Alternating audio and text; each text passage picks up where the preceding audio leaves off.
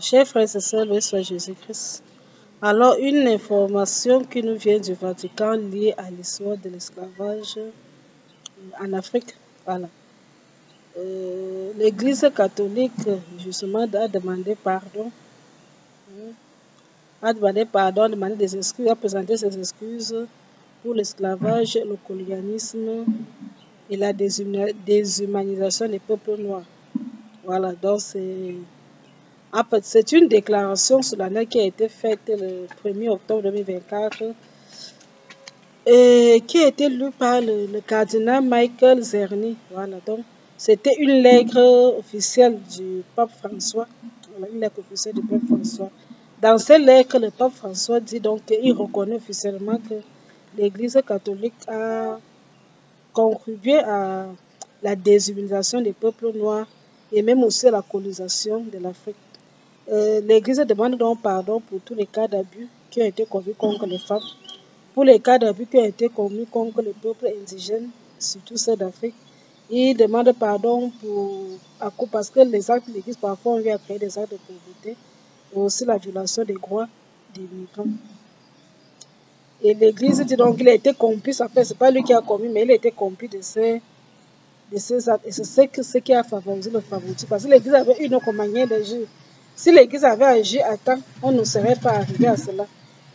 Ces actes qui ont été commis par eux se sont aussi répandus parce que l'Église a laissé faire. C'est vrai que l'Église, dès le premier temps, était engagée pour l'évangélisation.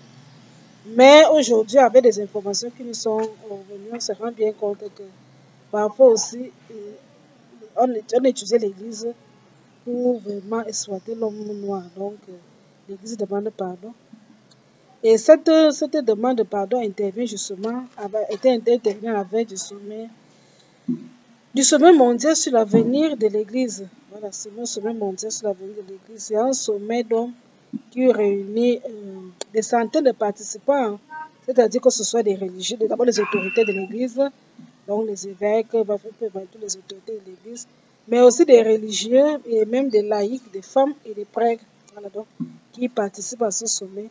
Les questions abordées durant ce sommet, justement, c'est la pédocriminalité, c'est-à-dire la pédophilie au sein de l'Église, la pédocriminalité, la question du célibat des prêtres, qui sera encore de nouveau abordée, la question de l'homosexualité, qui sera encore débattue.